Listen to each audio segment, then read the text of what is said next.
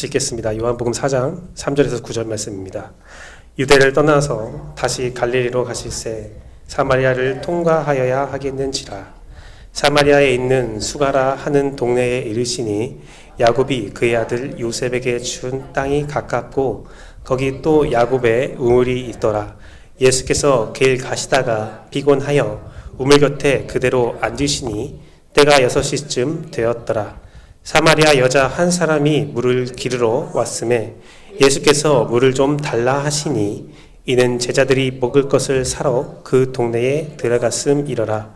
사마리아 여자가 이르되 당신은 유대인으로서 어찌하여 사마리아 여자인 나에게 물을 달라 하나이까 하니 이는 유대인이 사마리아인과 상종하지 아니함이러라.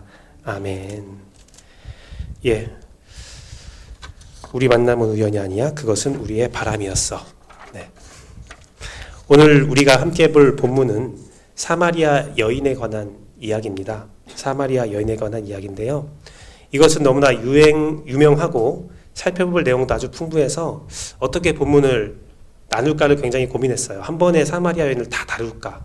아니면 좀 나누어서 세부적으로 몇 주간에 거쳐서 살펴볼까? 그러다 고민 끝에 오늘은 특별히 세부적으로 나눠서 말씀을 보자라는 결론을 내렸고, 오늘은 특별히 사마리아 여인을 만난 예수 그리스도를 통해서 그 사마리아 여인과 예수의 만남은 우연이 아닌 그 이유에 대해서 함께 나눠보길 원합니다. 그래서 여러분도 사마리아 여인처럼 예수가 찾아오는 그런 신령, 그런 마음, 그런 신앙을 가질 수 있기를 간절히 바라면서 오늘 말씀을 보려고 합니다. 우선 예수 그리스도가 사마리아 여인을 만난 것은 우연이 아닙니다. 다들 알고 계시겠지만 노사연 씨의 노래처럼 우리 만남은 우연이 아니야. 그것은 우리의 바람이었어. 저도 어렸을 때 들었던 노래라서. 유행가 가사처럼 예수 그리스도는 사마리아 여인을 의도적으로 만났음이 본문에 기록되어 있습니다. 3절과 4절 말씀을 같이 보면 유대를 떠나서 다시 갈릴리로 가실새 사마리아를 통과하여야 하겠는지라 라는 말씀이 있어요. 그냥 이 말씀을 보면 가는 길에 사마리아 한번 들리는 거겠지라고 생각할 수 있는데요. 이스라엘 지형과 문화를 보면요, 유대 땅과 갈릴리 사이에 사마리아 땅이 있긴 있습니다. 하지만 그 유대에서 갈릴리로 올라가는 길에 사마리아를 통과하러 가려면 지금 보이는 것처럼 그 분홍색 색깔로 있는 그 길이 통상적으로 유대인들이 갈릴리로 갈 때 사용하는 길이에요. 그렇게 해안으로 돌아가잖아요. 그 이유가 저 위에는 다 산악 지역이에요. 험준한 산악 지역이기 때문에 능선을 넘는 거예요. 그래서 아래로 내려가서 평지로 가서 넓은 길에 편하게 쭉 올라갔다가 다시 능선으로 올라가서 갈릴리로 올라가거든요. 그게 통상적인 방법인데 예수님은 통상적으로 가는 그 길을 가지 않고 사마리아를 통과해야겠다 하면서 직진으로 쭉 직진하는 모습을 우리가 볼 수 있거든요. 정상적이지 않은 길로 간 것입니다. 예수님은. 또한 한 가지 또 기억해야 할 것이 그들은요, 유대인들은 사마리아 지역을 지나가는 것을 굉장히 싫어해요. 굉장히 싫어합니다. 그 이유는 사마리아 사람은 유대인이 아니다. 더러운 자들이라, 개 같은 사람이다라고 그 당시에 그렇게 알고 있었어요. 믿고 있었어요. 그래서 혹시 해안도로로 정상적인 통로로 가지 못하면 쭉 직진하면 되잖아요. 그런데 요르단으로 넘어가서 크게 돌아갈 정도로 사마리아 다니는 곳을 가지 않았습니다. 그 이유는 나중에 또 함께 살펴볼 텐데요. 하지만 예수 그리스도는 오늘 3, 4절 말씀을 통해서 볼 수 있는 것은 내가 꼭 사마리아를 가야겠다. 어떤 목적을 가지고 사마리아를 통과하고 있는 모습을 우리가 볼 수 있다는 것입니다. 오늘 본문을 통해서 우리가 먼저 볼 것은요, 예수 그리스도가 이제 의도적으로 사마리아에 가서 사마리아 여인을 만나는데 예수 그리스도가 사마리아 여인을 만나지 말아야 할 이유 먼저 찾아보려고 해요. 그 이유가 본문 곳곳에 도출되어 있거든요. 첫 번째로 예수 그리스도가 여인을 만나지 않아도 되는 이유가 첫 번째는 그가 사마리아인이라는 것입니다. 방금 제가 말씀드린 것처럼 유대인들은 사마리아인을 만나지 않았고 상종하지 않았습니다. 여인도 예수 그리스도가 물을 달라 했을 때 당신은 행색을 보니 유대인 같은데 어찌 유대인이 사마리아인에게 물을 달라 합니까? 유대인은 사마리아인과 상종하지 않지 않습니까? 라는 말을 합니다. 그 이유는 사마리아는요, 이스라엘이 남유다와 북이스라엘로 분열될 때에 사마리아가 그 중심에 있었던 도시예요. 사마리아는 북이스라엘의 수도가 되는 도시였습니다. 또한 이후에 북이스라엘이 아시리아에서 멸망할 때에 그 아시리아의 정책에 따라서 거주민들, 사마리아에 있던 북이스라엘에 있던 거주민들은, 특별히 사마리아에 있던 거주민들은 그들을 다 포로로 강제로 데려갔어요. 그리고 그 사마리아 땅에는 바벨론과 쿠다 등의 새로운 이민족들을 강제 정착을 시켰어요. 강제 정착을 시키면서 이스라엘과 아시리아가 하나다라는 상징적인 그 도시로 사마리아를 선택해서 그런 정책을 펼쳤습니다. 그렇게 되면 유다인이 볼 때 사마리아에 사는 사람은 전통 유대인이 아니라 혼혈민족 아니면 이방인들이죠. 심지어는 그들과 원수가 되기도 합니다. 포로기가 다 끝나고 느헤미야 시절 성벽을 재건해 나갈 때에 사마리아 사람들이 우리도 함께 성벽을 쌓기 원한다 라고 예루살렘에 왔어요. 그때 유다인들이 너희들은 부정한 사람들이고 이방인이니 같이 하지 못하겠다 하니까 사마리아인들이 앙심을 품고 그 페르시아에 잘못된 오보를 날리죠. 성벽을 세우는 것은 반역하기 위함입니다. 혹은 성벽을 세울 때에 거기에 여우가 올라가도 무너질 거야. 악설과 욕설을 퍼붓죠. 그래서 사마리아인과 유다인들은 관계가 더욱더 악화되었고 원수처럼 살게 됩니다.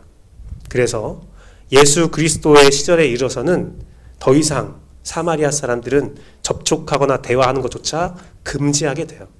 그냥 그와 대화하면 부정한 사람이 되는 거예요.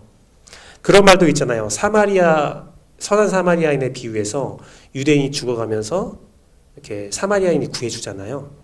그때 만약에 유다인이 다 이제 치료가 받고 누가 나를 살려줬습니까? 하면 저 사마리아인이 살려줬습니다 하면 차라리 나를 죽게 내두지 고통스러워했을 거라고, 문화적으로 봤을 때는 그런 거라고 설교하는 제가 설교도 들었었거든요. 그만큼으로 역사적으로 문화적으로 사마리아에는 아주 천대받고 멸시받는 그런 때였습니다.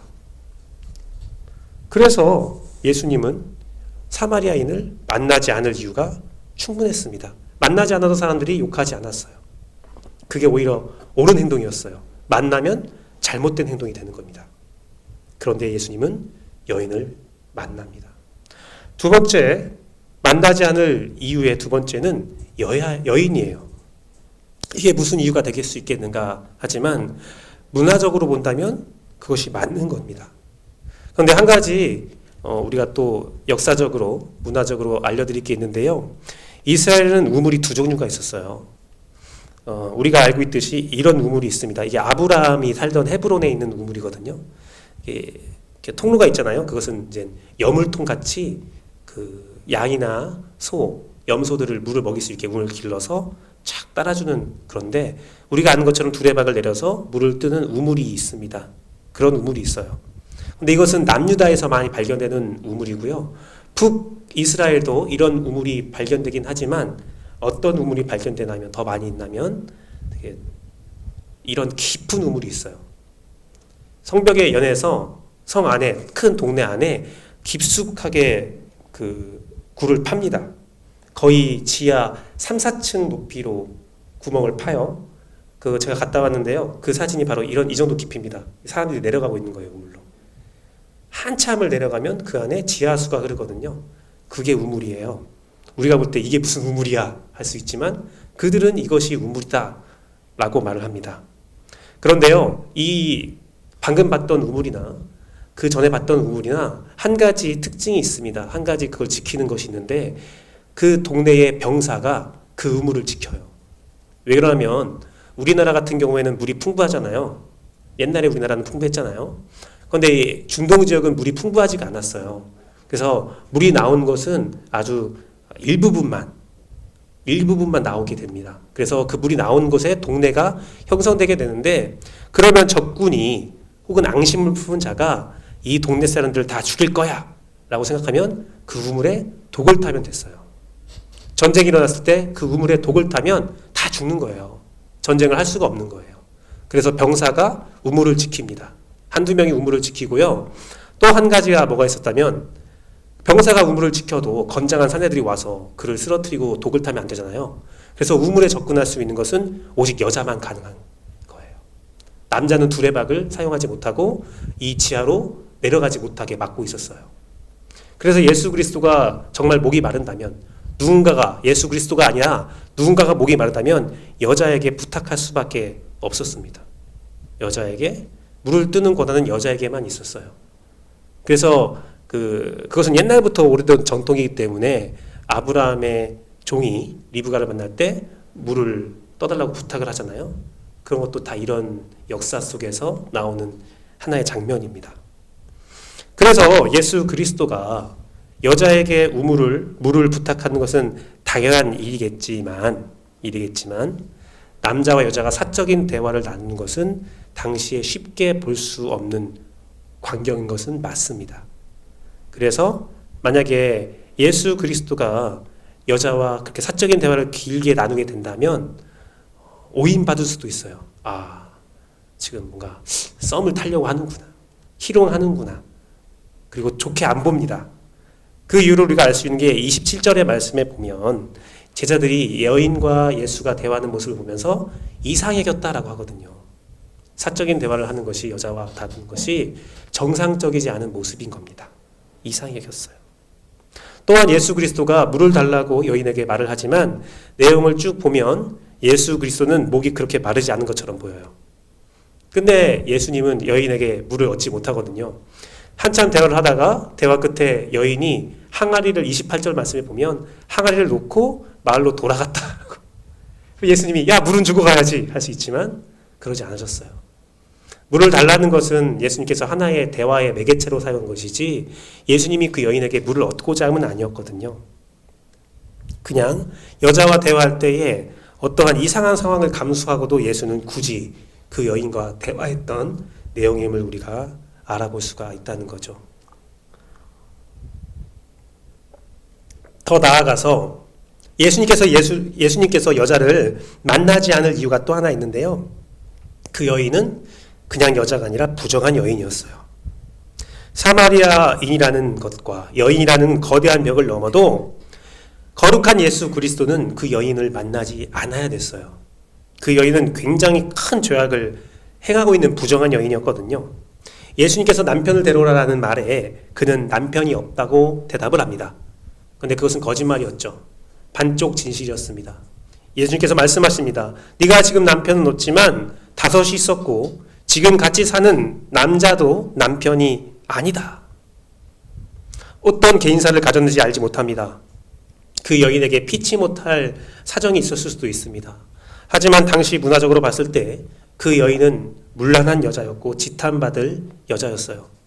물론 문화적으로 허용하는 결혼이 있어요. 뭐냐면 계대혼이라고 해서 그 여자와 남자가 결혼했을 때 남자아이를 낳지 못하고 그 남편이 죽었을 때에 그 동생이나 그 형수에게 가서 혹은 제수씨에게 가서 시를 주고 아이를 낳을 수 있게 허락하는 남편이 되는 그런 문화가 있었습니다. 있었어요. 하지만 창세기 유다에 나오는 내용인데요. 유다는 어떻게 행동합니까? 첫째 아들 죽고 둘째 아들 죽고 셋째 아들 죽었을 때에 넷째 아들 주지 않아요. 왜 주지 않았냐면 문화적으로 봤을 때에 이것은 이상한 일이거든요. 사실 내용을 우리가 알잖아요. 창세기 내용을 보면 그 형제들이 잘못한 거예요. 형제들이 잘못했기 때문에 여호와가 칼을 들고 죽이신 거죠. 그 여인 다말은 죄가 없었어요. 하지만 세상 사람이 볼 때는 그렇게 연속적으로 사람이 죽어나가면 여인에게 문제가 있을 거야. 그런 생각을 가지게 된다는 겁니다. 그래서 여인이 어떠한 사정으로 그 남편을 5명을 만나는 그 일들을 행했는지 알지 못하지만 그 마을에서는 쉬쉬하면서 저 여인에게 뭐가 문제가 있어. 혹은 저 여인은 물란해. 아이고 지금 사는 남자도 남편이 아니래. 하면서 그런 말을 듣는 부끄러움을 받는 여인이었다는 거예요. 부정한 여인이었다는 거죠. 그리고 마지막으로 그 모든 것들을 다 뛰어넘어도 예수님께서 그 여인을 만나지 않을 이유가 뭐가 있냐면 여자가 예수 그리스도를 경계하고 있었습니다. 별로 예수 그리스도와 대화하는 것을 그렇게 썩 좋아하지 않은 모습을 우리가 볼 수 있죠. 제일 처음에 물을 달라 했을 때 유대인이 왜 사마리아에게 물을 달라고 해요? 거절을 하죠. 그 여인이 원하는 말을 하지만 마르지 않은 생수에 대한 말을 하지만 그런 대화를 하는 가운데 그럼 내가 그 생수 어떻게 거둘 수 있어요? 남편 데려와라 할 때 또 마음이 문이 닫히죠. 남편 없어요. 이 정도 되면 예수 그리스도가 눈치를 채야죠. 이 여인이 나랑 대화하고 싶지 않구나. 하지만 예수님은 그와 함께 계속 대화를 합니다. 예수님은 모든 것을 꿰뚫어 보았기 때문에 숨기려 하고 말하지 않으려는 여인에게 계속 다가가서 끝내 그 여인의 마음의 빗장의 문을 열고요. 무장해제를 시켜요. 이 여인은 예수 그리스도를 만나고 싶어 하지 않았는데, 그렇게 따지고 보면 예수 그리스도가 만나지 않을 이유를 좀 이론적으로 말할 수 있습니다. 역사적으로 만나지 않아야 됐고요. 문화적으로도 만나지 않았어야 됐고요. 종교적으로도 만나지 말았어야 됐고요. 인격적으로도 여인을 예수는 만나지 말았어야 됐습니다.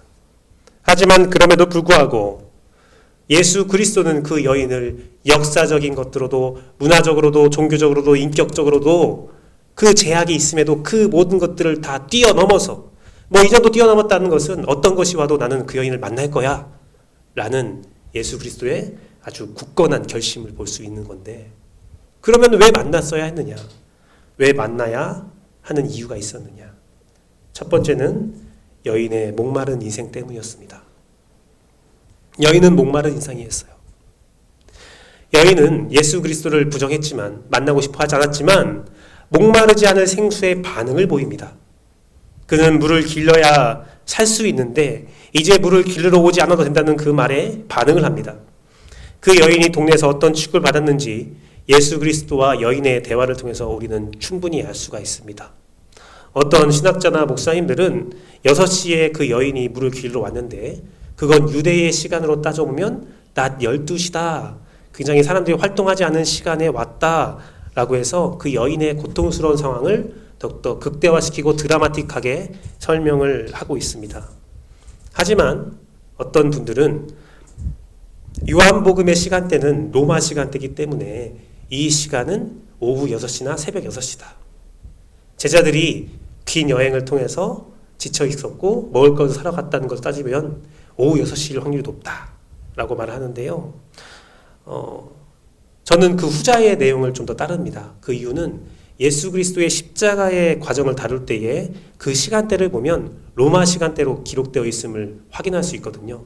그러면 통일적으로 봤을 때에 이 시간도 로마 시간대로 봤을 때 저녁 6시 정도가 맞을 겁니다. 하지만 중요한 것은 그렇다 할지라도 여인은 사람들을 피하고 싶어하고 남자를 5번이나 갈아치는 그런 모습들을 통해서 그 여인이 어떤 취급을 받았는지 우리는 쉽게 유추할 수가 있죠.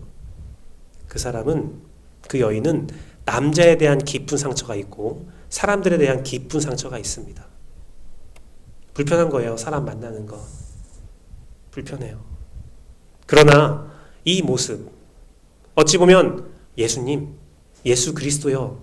그 사람은 남자는 절대 안 돼요. 그 사람을 만나고 싶으면 여자를 보내야 돼요. 혹은 예수님, 안 돼요. 그 사람은 여자든 남자든 다 만나기 싫어해요. 만나면 까칠해요. 만나지 않을 이유예요. 라고 해도 예수님은 그것이 만날 첫 번째 이유라는 겁니다. 여인을 만날 첫 번째 이유예요. 그 여인은 자신의 상태를 알고 있었기 때문에 그래요. 그래, 나 남편 5이다. 어쩔래? 그러지 않았어요.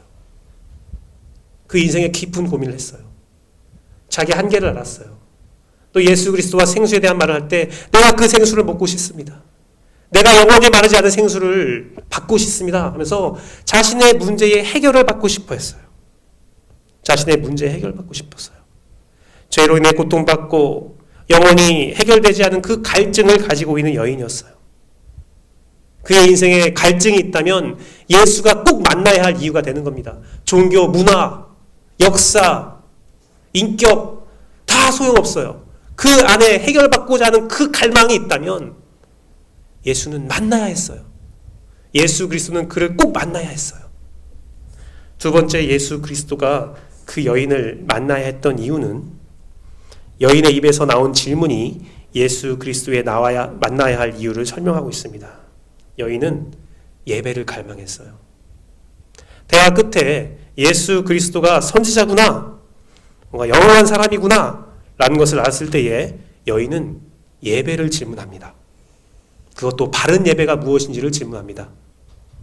사마리아인은 산에서 예배를 드려야 한다고 하고 유대인은 예루살렘에서 예배를 드려야 한다는데 어디에서 예배를 드려야 합니까? 라는 질문을 하죠. 그 여인은 예수 그리스도에게 그럼 내가 남편 문제를 어떻게 해야 합니까? 그럼 내가 우물을 어디서 구해야 합니까? 그런 거 물어보지 않았어요. 예배를 어디서 드려야 합니까? 무엇이 진짜 예배입니까? 그 이유는 무엇이냐면 이 여인은요, 자신의 삶의 문제가 어디에서 해결될 줄 알았다는 거예요. 내 삶의 문제를 그냥 물리적으로 해결하는 것이 아니라 바른 예배를 드린다면, 진짜 예배를 드린다면, 하나님 앞에 나아가서 참된 예배를 드리면 내 문제가 해결될 거라는 것을 알고 있었다는 거예요. 그것을 믿고 있었다는 겁니다. 바른 예배를 갈망하는 자는 예수 그리스도가 반드시 만나주셔요. 반드시 만나주세요. 많은 사람들은 신앙의 문제에 대해서 고민하지 않아요. 사마리아 사람들은 이 산에서 예배 드려야 된다. 그 이유가 무엇이냐면 처음에 북이스라엘과 남유다가 갈라졌을 때요, 북이스라엘 사람들이 그래도 예배는 드려야 되지 않겠습니까? 하면서 예루살렘으로 가려고 했어요. 예루살렘에 가서 내가 속건제와 속죄제를 다 드려야겠다라고 말하니까 이스라엘 왕이 남유다 왕에게 편지를 보냅니다. 전가를 보냅니다. 우리 북이스라엘 백성이 예루살렘에서 예배를 드리고자 한다니 통행하게 허락하시오. 그러자 남유다 왕이 어떻게 합니까? 거절해요. 안 돼. 한 번 넘어오면 다시 못 넘어가. 그러자 그 북이스라엘에서 하나의 꼼수를 부린 게 베델에서 또 예배 드리고 또 모리아산이 사실은 예루살렘이 아니라 다른 산이 있다 라고 하면서 그 산을 하나 만들어요. 이 산이 진짜 아브라함이 이삭을 바쳤던 산이야 하면서 성전을 거기다 져버려요. 그러면서 이 성전이 진짜다, 저 성전이 진짜다 하면서 신학적으로 싸우기 시작하는 겁니다. 제사장이 없었을까요? 북이스라엘에? 있었어요. 왜 그러냐면 제사장의 그것을 보면 대제사장은 예루살렘에 살고 있었지만 각 지파마다 제사장을 레위인들이 다 파송 보냈었거든요. 북이스라엘 남은 제사장들이 합심하여서 하나의 성전을 지어버린 거예요. 그래놓고서는 오랜 시간 동안 신학적으로 싸우고 있는 겁니다. 어떤 성전이 진짜 성전이야. 그런 상황이 됐을 때에 많은 사람들은 좋아하는 사람, 선호하는 사람, 내 편의에 따라서 자기가 믿고 싶은 것을 믿어버리죠. 고민하지 않죠. 고민하지 않아요. 신앙의 길을 마음대로 정해버리고 고민하지 않고 쉽게 신앙생활을 하려고 해요. 그러면서 나는 정당하다라고 말해요. 사마리아 여인이 선택한다면 이렇게 얘기할 수 있었어요. 난 사마리아이니까 사마리아가 맞는 거지. 하지만 그 여인은 진지하게 영적 고민을 가지고 살았어요. 얘를 지금으로 따지면 이런 겁니다. A라는 목사님은 여기가 맞다고 하고 B라는 목사님이 여기가 맞다는데 나는 B라는 목사님이 좋으니까 B로 갈래. 그게 아니라 진짜가 무엇인지 고민하는 거예요. 성경 말씀 보면서 고민하는 거예요. 뭐가 진짜지? 어떤 것이 사실이지? 이 연약한 여인은 사람들에게 지탄받고 있었지만 종교적으로는 정말 깊이 고민하는 거예요. 제대로 믿고 싶다는 거죠. 만약에 그 사람이 물어봤을 때, 예수에게 물어봤을 때 정말 다행하게 예수님께서 다른 진단을 내렸지만 사실은 예루살렘에 가서 예배 드리는 게 맞아 라고 하면 여인은 곤란해져요. 사마리아인인데 예루살렘에 가야 돼요. 유대의 중심에 가야 돼요. 여인의 몸으로요. 얼마나 수모를 당하겠습니까? 에이, 사마리아 사람들은 여기 오지 마! 그럴 수도 있어요. 제가요, 이 깊은 갈등을 경험했는데요. 이스라엘에 갔을 때요, 깜짝 놀랐어요. 정말 유대인들의 도시는 깔끔해요. 쓰레기가 길가에 쓰레기도 없어요. 근데 갈릴리를 가니까요. 우리에게는 갈릴리가 굉장히 중요하잖아요. 예수를 믿는 사람들에게는. 하지만 그들은 갈릴리가 그렇게 중요한 도시가 아니에요. 그래서 팔레스타인들 지역이에요. 거기에 유대인들이 사는데 그 유대인들은 디아스포라 유대인으로서 예수를 믿은 유대인들이 거기 갈릴리로 와서 살고 있는데 공원에 갔거든요. 그 갈릴리가 한눈에 보이는 그 도시가 보이는 공원 산 중턱에 올라갔는데요. 공원이 그렇게 더러워요. 가이드에게 설명을 들으니까 여기는 청소도 안 돼, 치안도 안 좋아. 왜냐면 유대 사람들이 거기를 다스려주지 않는데요. 보살펴주지 않는데요. 유대 사람들 그런 사람들이에요. 그런 사람들이 유대의 중심에 가장 순연한 유대인들이 모여있다는 그 자랑스러운 도시에 사마리아 여인이 와서 예배드리고 싶습니다고 하면 어떤 취급을 받을까요? 하지만 이 여인은 불편함이 수모가 예배의 선택 기준이 아니었어요. 진짜가 무엇냐? 진리가 무엇냐? 고민하셔야 돼요. 내가 가는 길을 진지하게 고민해야 돼요. 사람들이 하는 대로 많은 사람들이 대세가 그거니까 그게 아니라 정말 나는 무엇을 생각해야 되냐 신중하게 생각해야 되고 예수 그리스도의 들의 답변이 성령님의 답변이 나의 뜻과 다르다 할지라도 다른 것처럼 느껴지게 된다 할지라도 끊임없이 기도하고 간구해야 돼요. 물론 예수 그리스도의 답변은 산도 아니었고 예수산도 아니었다는 것을 우리가 알 수 있는데 이것은 다른 좋은 날에 또 살펴보도록 하겠습니다. 어쨌든 바른 것이 무엇인지 고민하는 진지한 영적을 고민하는 그 여인은 예수 그리스도가 만난 이유가 충분했습니다. 세 번째로 예수 그리스도가 그를 만난 이유는 그가 갈망하는 예배를 통해서 그가 얻고자 하는 대답이 메시아였기 때문에 그래요. 예배만 드리면 모든 게 해결된다. 그런 단순한 이야기가 아니었어요. 예수께서 쭉 얘기를 하니까 여인이 대답을 합니다. 알고 있습니다. 메시아가 온다면 그리스도가 온다면 우리가 그거에 대한 모든 해답을 알게 될 것을 그가 다 말씀해 줄 것을 알고 있습니다. 라고 답을 해요. 그러니까 이 여인은 예배를 통해서 메시아를 만나고 싶은 거예요. 구원자를 만나고 싶은 거예요. 내 인생의 모든 문제의 100% 소망은 예수 그리스도에게 있다는 거예요. 메시아에게 있다는 겁니다. 그는 그리스도를 간절히 갈망하며 말씀을 마음속 깊은 곳에 새겨서 간절히 예수를 기다렸던 사람이에요. 그의 외적인 모습은 천박한 사마리아 여인이었고 부정한 여인이었고 이웃이 만나기를 기피하는 사람이었습니다. 외톨이며 연약한 사람이었습니다. 인간적 기준에는 철저히 무시당하고 가까이에서는 안 된 사람이었어요. 하지만 마음의 중심을 보시는 하나님과 한 몸이신 예수 그리스도가 바라보는 여인의 마음의 중심에는 삶에 지쳐 목마르고 지치고 불쌍한 여인이었고 도저히 예수님께서 눈을 돌릴 수 없는 아주 간절한 갈망을 가진 사람이었고 또한 그 갈망도 세상적인 갈망, 돈을 많이 갖고 싶어요. 우리가 권세를 얻고 싶어요. 이름값이 높고 싶어요. 명성이 높아지고 싶어요. 그런 게 아니라 육신의 편안함이 아니라 내가 육신으로 불편해도 바른 예배를 드리고 싶다. 예배에 대한 갈망이었으며 그 예배를 통해서 얻고자 하는 것도 내가 하나님을 만나고 싶다. 예수 그리스도 메시아를 통하여 내가 구원받고 싶다라는 구원의 갈망으로 가득 찬 사람이었어요. 그러니 외적인 모든 모습이 만나지 않을 이유가 충분해도 그거 하나면 됐다. 메시아를 기다리는 그 갈망이면 됐다. 그러면 내가 그를 만나리라 하고 예수가 그 여인을 만나주신 거예요. 통사적인 길을 가지 않고 반드시 그 여인을 내가 만나야 된다. 지금 내가 그 여인을 만나야 된다. 라는 이유가 충분했다라는 겁니다. 그래서 이 만남은 우연이 아니라 여인의 갈망과 여인의 바람과 예수 그리스도의 바람이 이루어낸 아름다운 만남이었다는 거예요. 이게 바로 성령 충만의 모습이에요. 내 모습이 외적인 모습들이 사람들이 평가하는 모습이 어떻다 할지라도 내 마음속 깊은 곳에 갈망하는 바른 예배를 갈망하는 진지한 신학적 고찰이 있고 내 연약함, 내 죄악을 주 앞에 고백하는 그 용기가 있고 내가 불편과 여러 가지 아픔을 감수하더라도 내가 꼭 예수 그리스도를 메시아를 만나겠다는 그 갈망이 있다면 주님은 우리에게 성령 충만으로 반드시 답한다는 것이 제가 오늘 이 사마리아 여인과 예수 그리스도의 만남을 통해서 여러분에 전달하고 싶은 주제입니다. 사랑하는 성도 여러분, 예수 그리스도 만나고 싶죠? 성령 충만하고 싶죠?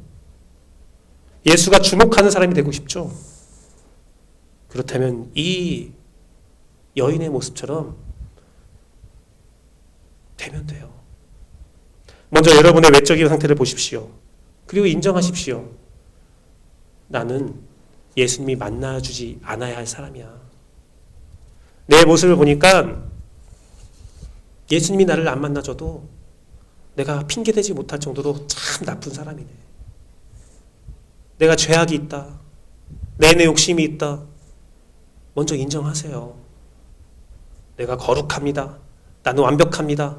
내 결정은 누구도 부인할 수 없습니다. 아니요. 어느 순간에도 우리는 실수할 수 있어요. 그것을 먼저 인정하세요. 그 다음에 여러분의 마음의 중심을 점검해 보십시오. 나는 바른 예배를 갈망하는 사람인가? 내가 바른 예배를 갈망하는 것은 오직 예수 그리스도의 기다림과 그의 소망 때문인가? 우리는 100% 예수 그리스도에게 나아가고 있는가를 한번 생각해 봐야 된다는 겁니다. 여러분이 그러한 마음 가운데서 고민하는 가운데서 사마리아 여인과 같은 마음을 품었다면 100% 성령 충만, 예수 그리스도를 만나는 그 역사가 여러분들의 일어나고 여러분의 영원한 갈증은 반드시 해결함을 받게 됩니다. 사랑하는 성도 여러분, 말씀을 맺도록 하겠습니다. 예수 그리스도가 영혼의 문제, 영의 문제에 구원의 문제에 집중하고 있을 때에 그 시간에 제자들은 무엇을 하고 있었습니까? 육신의 문제를 위하여 동네를 휩쓸고 다녔어요. 육신의 문제를 해결한 제자들이 와서 양식을 예수 그리스도에게 가져왔을 때 예수 그리스도는 너희들이 알지 못하는 양식을 내가 이미 먹었다라고 말을 합니다. 그 말을 들어도 제자들은 깨닫지 못했어요. 알지 못했어요. 누가 먹을 걸 가져다 줬지? 음식 타령을 하고 있습니다. 그런 그들에게 예수 그리스도는 고백합니다. 나의 양식은 예수 그리스도, 나를 보내신 하나님의 뜻이 온전히 이루어진 것이다. 그게 무엇입니까? 구원이죠. 오늘 예수 그리스도는 사마리아 여인을 그 간절한 갈망에 응답하여서 그 여인에게 구원을 주었고 그 여인은 나아가서 사마리아 그 동네를 구원하는 역사가 일어납니다.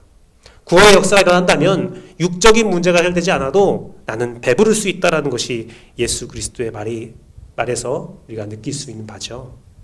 교회의 역할은요, 구원에 있습니다. 오늘날 우리가 생각하는 사역의 다양한 모습들이 모두 다 이 구원을 위해서 있는 거예요.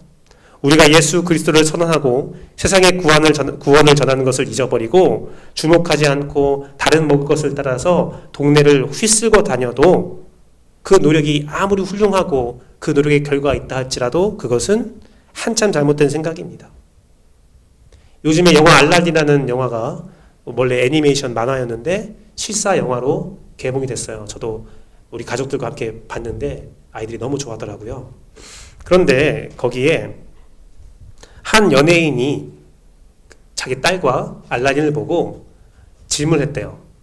얘게 소망을 줘야지 하면서 딸아, 너에게 알라딘 램프가 있으면 뭘 소원으로 빌래?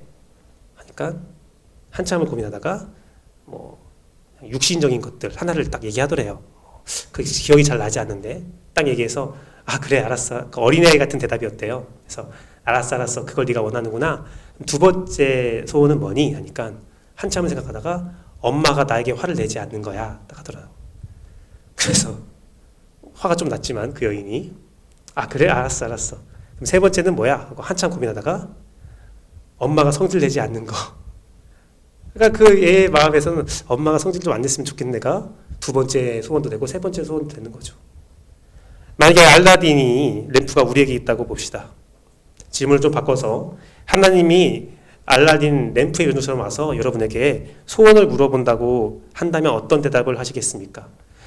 독립운동을 했던 김구 선생님은 그 질문을 써놨어요. 하나님이 나에게 와서 네 소원이 뭐냐라고 물어본다면 첫 번째는 우리나라의 독립이요. 둘째도 우리나라의 독립이요. 셋째도 우리나라의 독립입니다. 똑같은 질문을 우리의 소원은 통일이라는 노래를 작곡 작사하신 안석주 안병원 선생님께 물어본다면 첫 번째 소원은 통일이요. 두 번째 소원도 통일이요. 세 번째 소원도 통일이다. 여러분에게 물어본다면 어떤 대답을 하실 거예요? 체계적으로 나는 첫 번째는 이거, 두 번째는 이거, 세 번째는 이거 할 수도 있지만 만약에 우리 교회에 예수 그리스도가 오셔서 하나님이 오셔서 너의 첫 번째 소원과 두 번째 소원과 세 번째 소원이 무엇이냐라고 물어본다면 저는 이러한 대답을 하고 싶어요. 제가 이 설교를 쓰고 어제 다시 한번 찬찬히 저 뒤에 써 있는 것들을 한번 쭉 읽어봤어요. 우리의 소원이 무엇이냐 물어봤을 때 대답하는 것이겠죠. 하나님이 찾으시는 대답, 하나님이 직접 오셔서 원하는 대답, 오늘 설교를 통해서 찾기를 원합니다. 구원입니다. 이 세상에 줄 수 없거든요. 우리가 말했던 모든 소원들, 다른 소원들은 세상이 다 줄 수 있어요. 마틴 로이드 존스 목사가 말했어요. 교회는 세상에 교회만 줄 수 있는 걸 줘야 한다. 세상에서 얻을 수 있는 것을 교회가 주기 시작한다면 사람들은 이거 세상에서도 얻을 수 있네 하면서 세상에 얻는 게 더 좋은 거네 하면서 교회를 끝내 떠나는 이유가 된다. 교회는 교회만이 줄 수 있는 걸 줘야 된다. 그게 바로 영의 양식, 구원입니다. 여러분들이 사마리아 여인처럼 예수를 만날 수 있는 사람이 되고 예수를 만나서 여러분의 인생의 문제가 해결된다면 이 세상이 줄 수 없는 영의 안식을 주는 자가 되기를 원합니다. 그 여인이 예수를 만나고 물 덩어리를 내려놓고 사마리아 동네로 가서 영의 안식을 풍부하게 나눠준 사람이 된 것처럼 우리 교회 성도들이 영의 안식을 주는 사람, 주님이 찾으시는 사람, 주님이 찾으시는 공동체가 되기를 간절히 바라고 또 바랍니다.